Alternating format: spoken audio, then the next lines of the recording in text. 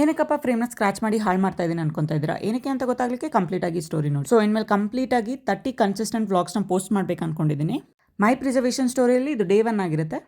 ಈ ಆರ್ಡರ್ ನನಗೆ ರೆಫರೆನ್ಸಿಂದ ಸಿಕ್ಕಿರುತ್ತೆ. ಅಂದರೆ ನನ್ನ ಕಸಿನ್ದಾಗಿರುತ್ತೆ ಈ ಆರ್ಡರು. ಅವರಿಗೆ ಒಂದು ರೆಫರೆನ್ಸ್ ಕಳಿಸಿ ನಂಗೆ ಈ ಥರನೇ ಬೇಕು ಅಂತ ಹೇಳಿರ್ತಾರೆ. 3 ಫೋಟೋಸ್ ವಿತ್ ವರ್ಮಾಲಾ ಪ್ರಿಸರ್ವೇಷನ್. ಈಗ ತುಂಬಾ ಟ್ರೆಂಡಿಂಗಲ್ಲಿ ರನ್ ಆಗ್ತಿರೋ ಡಿಸೈನ್ಸ್ ಬಂದು ಟೀಕುಡ್ ಫ್ರೇಮ್ಸೇ. ಬಟ್ ಈ ಆರ್ಡರ್ ಸ್ವಲ್ಪ ಸ್ಲೈಟಾಗಿ ಡಿಲೇ ಆಗೋಯಿತು ಬಿಕಾಸ್ ನಾನು ಟೀಕುಡ್ ಫ್ರೇಮ್ ಇಂಡೋರಿಂದ ಆರ್ಡರ್ ಮಾಡ್ತೀನಿ. ಬಟ್ ಅದು ಬರೋದಕ್ಕೆ 20-25 ಡೇಸ್ ತೊಗೊಂಡ್ಬಿಡುತ್ತೆ.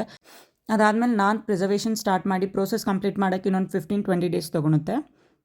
ಏನಕ್ಕಪ್ಪ ಸ್ಕ್ರಾಚ್ ಮಾಡ್ತಿದ್ದೆ ಅಂದರೆ ಸ್ಯಾಂಡ್ ಪೇಪರಲ್ಲಿ ಉಜ್ಜಿದಾಗ ಅದು ಸರ್ಫೇಸ್ ಈವನ್ ಆಗುತ್ತೆ ಮತ್ತು ನೆಕ್ಸ್ಟ್ ಕೋಟ್ ರೆಸಿನ್ನ ಪೋರ್ ಮಾಡಿದಾಗ ಗ್ಲಾಸಿ ಫಿನಿಶಿಂಗ್ ಬರುತ್ತೆ. ಸೊ ನಿಮಗೂ ಇದೇ ರೀತಿ ಪ್ರಿಸರ್ವೇಷನ್ ಮಾಡಿಸ್ಕೊಬೇಕು ಅಂದರೆ ಇನ್ಸ್ಟಾದಲ್ಲೇ ಡೈರೆಕ್ಟ್ ಮೆಸೇಜ್ ಮಾಡ್ಬೋದು, ಇಲ್ಲಾಂದರೆ ವಾಟ್ಸಪ್ಪಲ್ಲಿ ಟೆಕ್ಸ್ಟ್ ಹಾಕ್ಬೋದು. ಮತ್ತೆ ಸಿಗ್ತೀನಿ next preservation story. Until then tata, bye ಬಾಯ್.